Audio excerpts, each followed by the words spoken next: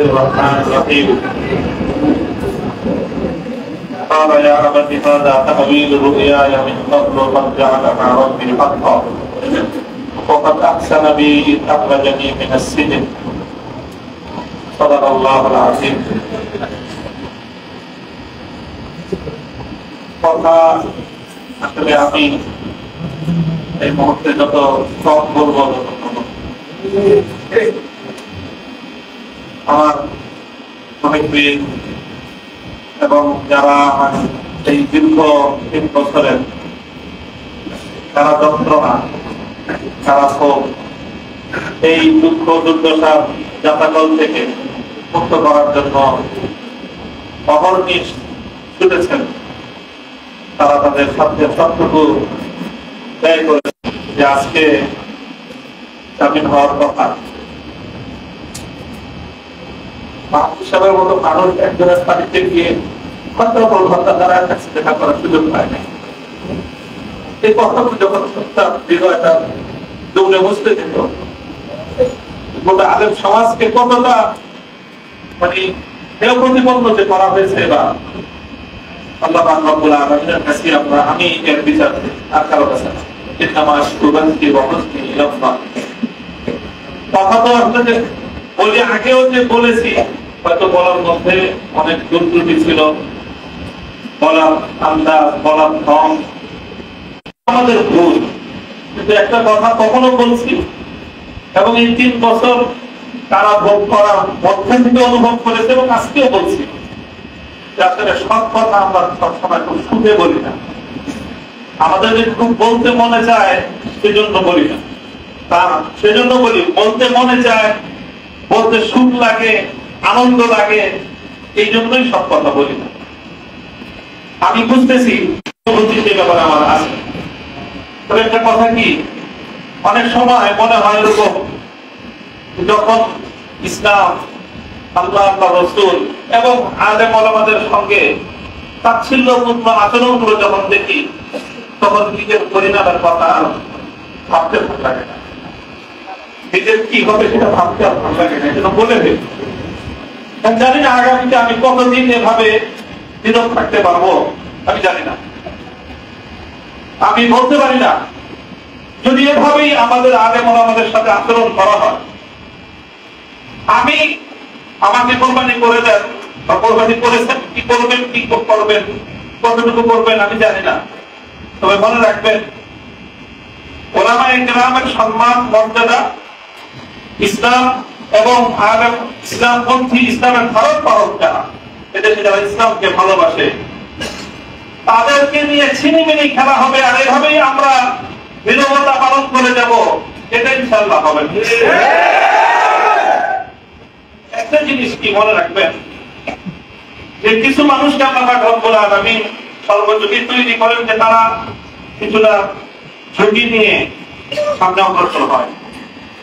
সমস্যাটা যেখানে হয় এই কারণটায় আমাদের কিছু মানুষের জন্য এবারের কষ্টটা, নির্যাতনটা একটু বেশি মাত্রায়, বেশি চাপ আমাদের উপর প্রয়োগ করেছে। যে জিনিসটা সেটা আমি বলে শেষ করতেছি।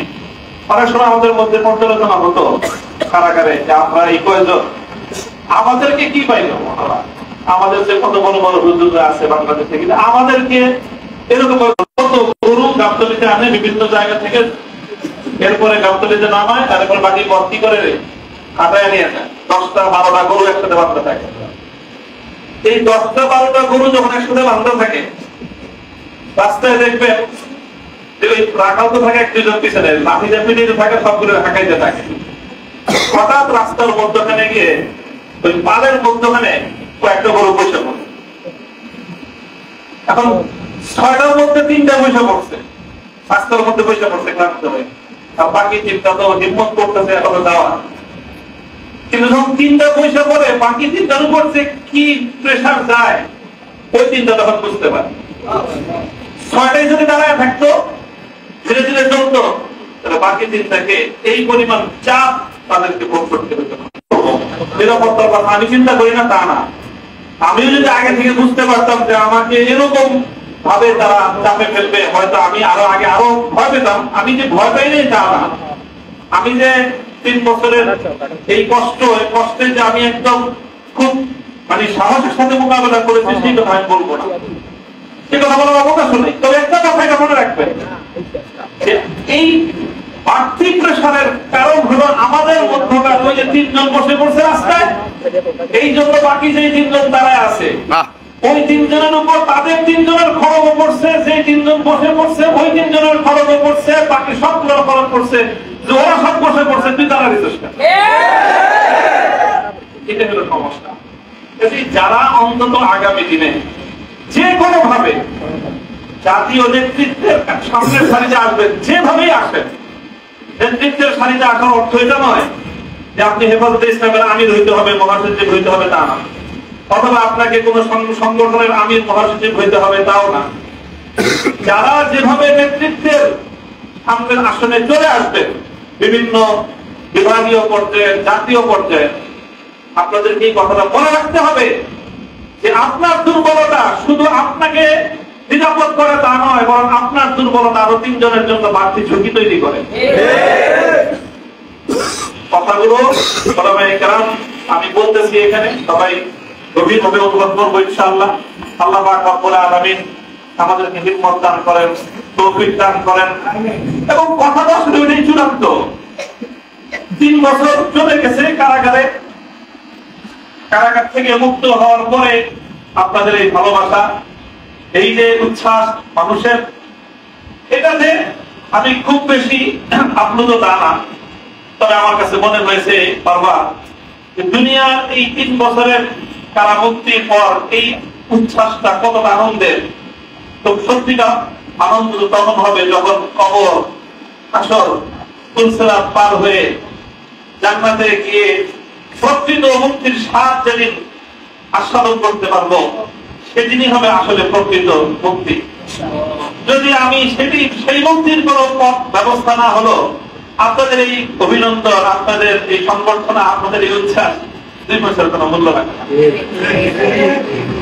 সকলেই যেন আমরা সেই চূড়ান্ত মুক্তির পথের সামনের দিকে অগ্রসর হতে পারি, এবং যারা সত্যের পথে চলে তাদের হাতকে শক্তিশালী করার জন্য, তাদেরকে সাহায্য করার জন্য, তাদের উপর ঝুঁকি তৈরি হলে সেই সময় নিজে যেন বাড়তি ঝুঁকির কারণ না হয়, বরং সেই সময়ে তাদের সহযোগিতা করার জন্য পাশে দাঁড়ানো উচিত।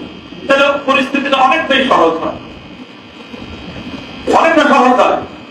আপনি 10 জন দাঁড়ায় আছেন, লাঠি নিয়ে আসলে পিটানোর জন্য 6 জন দৌড় দিছে, বাকি 4 জনের উপর কি অবস্থা যায় এটা বুঝতে পারেন? যে লোক লাঠি নিয়ে আসছে, যখন আপনি লাঠি থেকে 3 জন দৌড়তেছে, 6 জন দৌড়তেছে, তখন তার মধ্যে শক্তি সাহস অনেক বেড়ে যায়। তখন আপনি বাকি যে 4 জন দাঁড়ায় আছে ওদের অবস্থা তো যায় কিয়ামত ওদের উপর দিয়ে।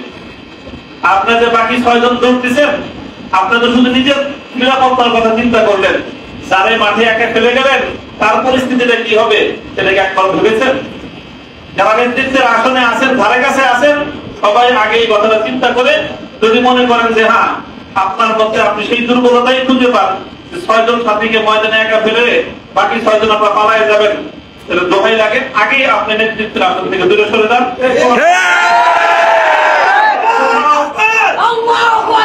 কোথাও অনেক দিনই খেদমতের অনেক রাস্তা আছে, আপনি ইসলাহ নফসের জন্য খানকা করেন, আমরা ইনশাআল্লাহ আপনার থেকে বাইরে আপনি আরো অনেকগুলো খেদমতের ময়দান আছে।